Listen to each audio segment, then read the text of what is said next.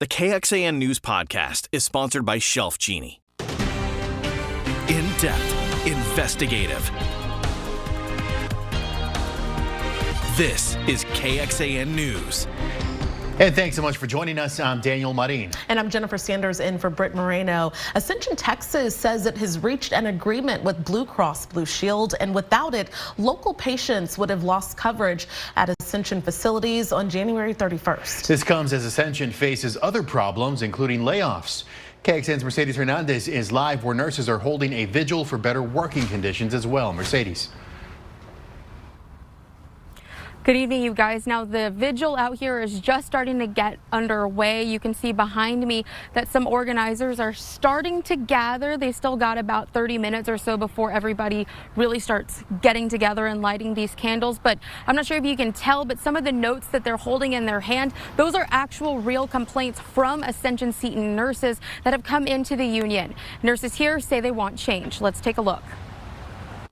These nurses say they're tired of Ascension Seton management doing nothing. We had 60 out of 70 of our nurses sign this letter regarding safe staffing ratios on my unit. And when that letter was given to my manager, the response was, I can't accept this letter and there is no staffing problem. They say the pandemic led many to leave the industry, so travel nurses were brought in to help. The travelers are typically making 3 times as much as our core staff bedside nurses. We need the help and we need the hands, but there's a difference in what a traveler can provide to the unit and a core staff member can provide to the unit. These nurses aren't alone. Since the Austin chapter of National Nurses United launched, leaders say they've received hundreds of complaints from nurses. Some say understaffing has led to delayed response to hospital alarms. I am responsible for these tiny fragile beings. I can't really meet all of their needs if I'm taking care of 4 of them at once.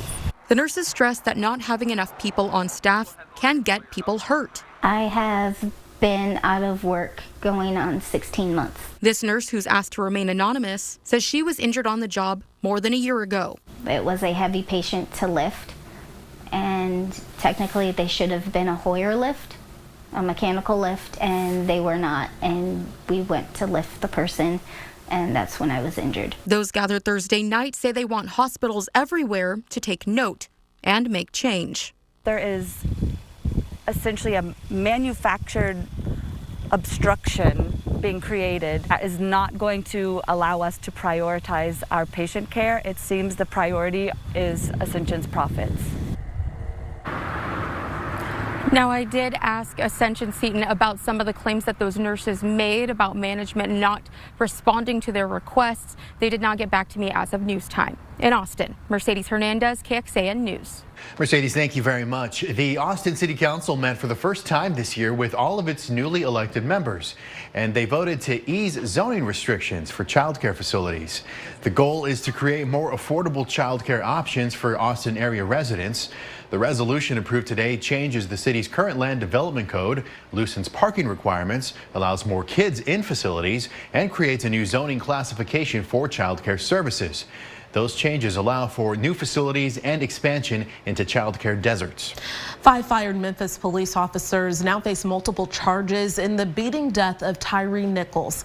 He died 3 days after officers attacked him during a traffic stop. Jay Gray tells us when that video of the incident will be released. We all want the same thing. We want justice for Tyree Nichols. 5 recently fired Memphis police officers now murder suspects in the beating death of Tyree Nichols. In a word, it's absolutely appalling. Let me be clear. What happened here does not at all reflect proper policing. This was wrong. This was criminal. The men face a string of felony charges, including second-degree murder, aggravated kidnapping, and assault. There is no way, no one out there that night intended for Tyree Nichols to die. No one. No one. And is he bonded? And it's shocking. That's shocking to the officers. During a traffic stop just blocks from his home, Nichols was involved in 2 confrontations with police and died 3 days later from his injuries. The chief of police in Memphis has called her former officer's actions heinous, reckless, and inhumane. Nichols' family and attorneys have seen police video of the incident and described the alleged attack as savage. The 29-year-old reportedly tased, pepper sprayed, restrained, hit, and kicked. His mother says she had to turn away. I didn't need to see a video to see what they did. I saw him in person where my son had lumps on his head and his neck was broke and his head was so swollen till it was starting to split open. That was enough for me to see as his mother. The video is expected to be released publicly tomorrow evening. Law enforcement agencies in the Memphis area and across the country now watching the situation closely while preparing for the possibility of protest and unrest. Jay Gray, NBC News. Today, in a Fort Worth courtroom, Boeing representatives met face-to-face with relatives of passengers killed in a pair of 737 MAX jet crashes. Boeing settled the case 2 years ago by agreeing to a deal with the Justice Department to pay $2.5 billion. But many relatives objected to the deal, and a judge ruled those killed were legally crime victims and relatives should have been involved in the settlement negotiations. That led to today's arraignment, where Boeing's chief safety officer, Mike Delaney, entered a not guilty plea on behalf of the plane maker to a criminal charge of conspiracy to defraud federal regulators concerning the safety of those planes. If an individual killed 346 people, they would not be getting let off with an agreement between the DOJ and the company like they are now. That never happens with an individual and shouldn't happen with a company. So the question that always lingers in my mind is why does the Department of Justice try to protect Boeing? And so I felt an urge to come and tell the judge how the death of my wife and children has affected my life. Now, it's not yet clear whether today's action could reopen that settlement. On an aviation-related note, don't miss Lester Holt's one-on-one with the CEO of Southwest Airlines. Just weeks after the company's holiday travel meltdown, the airline is under investigation by the Department of Transportation. Lester is asking what changes Southwest is making to keep customers coming back. We'll have that at 5:30 on NBC Nightly News. First warning weather with Chief Meteorologist David Yeomans. Well, pretty cold start out there this morning. Low temperatures in town, 7 degrees cooler than normal, reaching 35 out at the airport, as you would expect. A lot colder than that, 28 degrees, not that far from the record low temperature for the day. It's our 5th straight day of cooler than normal afternoon weather as well. 56 under sunny skies on the Buda Rock and Dirt Yard cam. A better overhead perspective of the satellite and radar shows we're kind of hard pressed to find a single cloud across our 15 counties. Coming up in your forecast, even colder weather tonight. I'll show you why we should plan for a freeze. A few showers returning during your weekend plans, and your first warning on a big weather pattern change toward colder, rainy weather next week. All right, David, thank you. The Department of Justice says it has seized and dismantled the servers of an international ransomware network known as the Hive. It says the group has extorted hundreds of millions of dollars from victims nationwide and around the globe. Our continued investigative efforts led us to 2 back-end computer servers located in Los Angeles that were used by Hive to store the network's critical information. Last night, pursuant to court order, we seized those servers. And the DOJ says the Hive targeted a wide range of businesses and critical infrastructure sectors, including hospitals and other care providers. President Biden is touting economic progress and crediting his administration's policies. A new report today found the U.S. economy expanded at a 2.9% annual pace from October through December. This key indicator of economic health bounced back after shrinking in the first 2 quarters. The president stopped by a steamfitters union hall in Virginia today to announce a new Invest in America cabinet. They'll be charged with keeping up the momentum of his economic plans. On the right track. Roads and bridges are being built. Factories are coming on. People are back to work. Families are breathing just a little bit easier. And inflation has dropped considerably from a 40-year high, but still remains well above target. Nursing school fraud just ahead. How many fake diplomas several Florida schools gave out before they got busted? No place to park. Frustrated Texas State students are now taking action. And where a sinkhole tried to swallow 3 people. We've got an Amber Alert out of Kemp, Texas. That's southeast of Dallas. Police are looking for a newborn taken from a shelter by his mother. Xavier Caliste was last seen with 23-year-old Margaret Williams. She's his mother, but he's in the custody of Child Protective Services. CPS is concerned because the baby needs prescription medication taken with formula, and both were left behind. Federal prosecutors say 3 nursing schools in South Florida sold thousands of fake diplomas. 25 people have been arrested. They're accused of preparing and selling fake transcripts to nursing candidates, knowing that those documents would allow them to sit for exams, secure licenses, and obtain nursing jobs. Authorities say about 1/3 of the people who received fake diplomas are actually practicing medicine. When we take an injured son or daughter to a hospital emergency room, we don't expect, really cannot imagine, that the licensed practical nurse or registered nurse treating our child took a shortcut around educational and licensing requirements. And investigators say in all, the schools sold more than 7,000 diplomas since 2016 at $15,000 each, netting them more than $100 million. The defendants are facing wire fraud and conspiracy charges. If convicted, they could face up to 20 years in prison. Well, the weekly drought monitor update came out today. Here's what it looked like last week. Not much change this week. Just one little area where the dry precursor to drought has expanded. Basically no change across our 15 counties. Coming up, the rare hole punch clouds that were raising eyebrows today south of Austin, and some colder, rainy weather to come.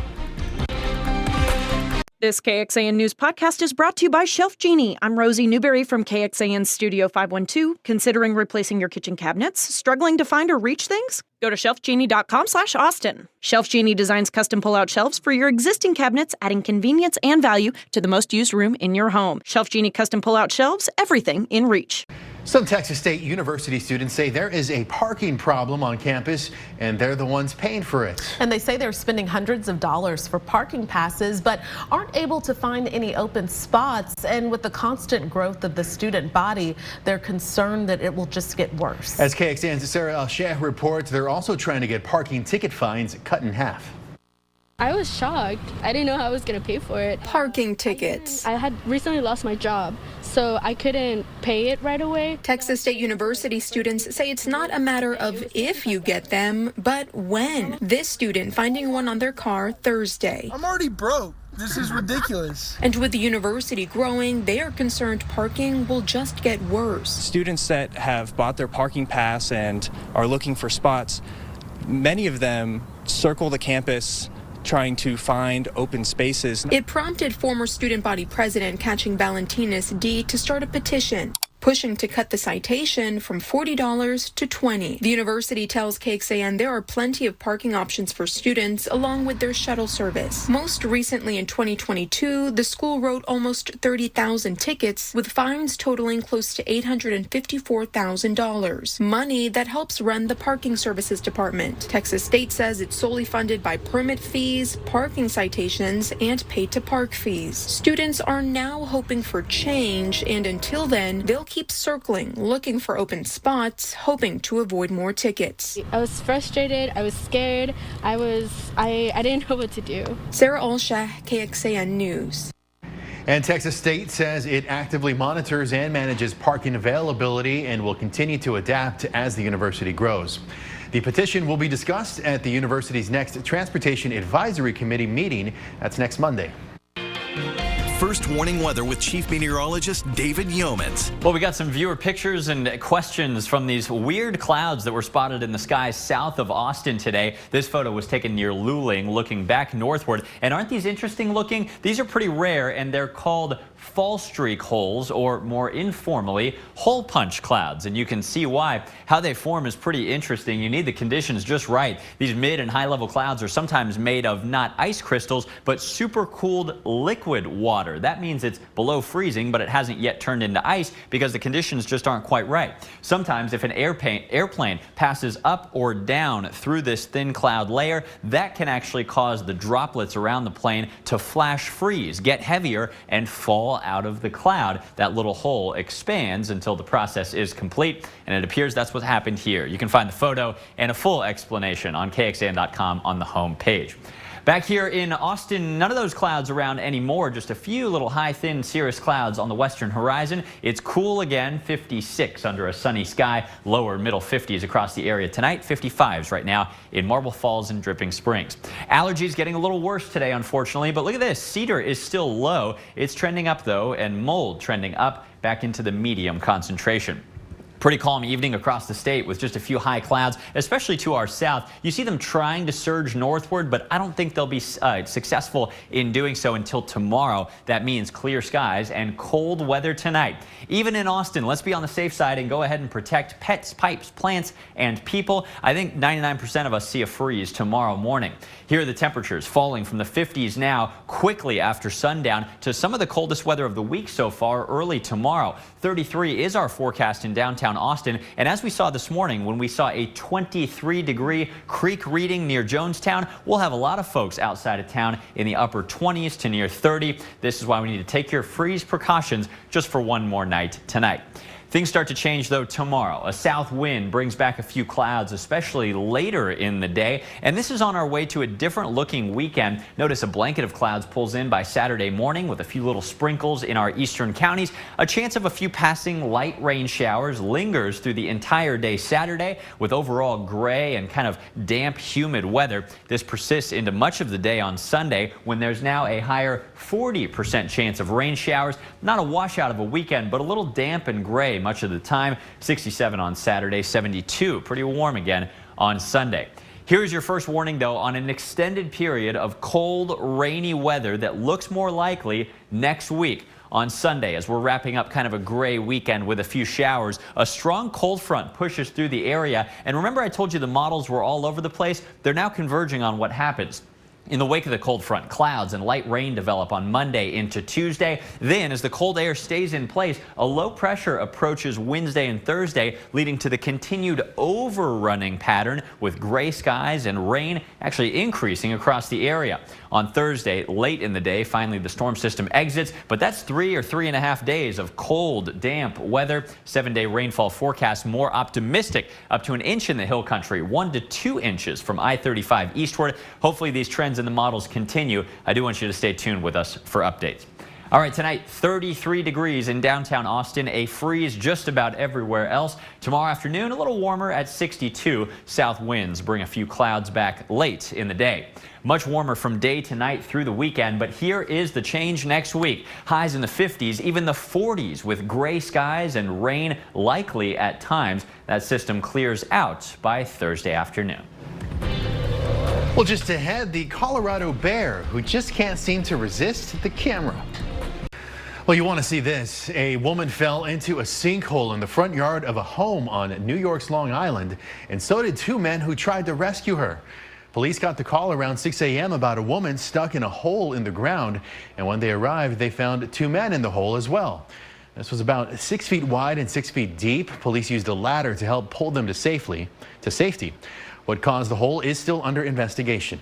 Well, this one is just for fun. A bear in Boulder, Colorado has discovered wildlife cameras and posed for hundreds of photos. Open space and mountain parks in Boulder has 9 cameras across 46,000 acres of land. So those cameras are activated to snap pictures when an animal goes by. It says of the 580 photos captured, about 400 were photos of the bear peering into that camera. And FYI, at night, those cameras are armed with infrared light so they don't disturb nocturnal animals. Curious guy right there. Well, no reruns tonight on KXAN. You can enjoy all new episodes of Law & Order, the original at 7, Special Victims Unit at 8, and Organized Crime at 9 o'clock before we're back with KXAN News at 10. And you can join us an hour earlier for KXAN News at 9 o'clock on the CW Austin. Here's where to find us.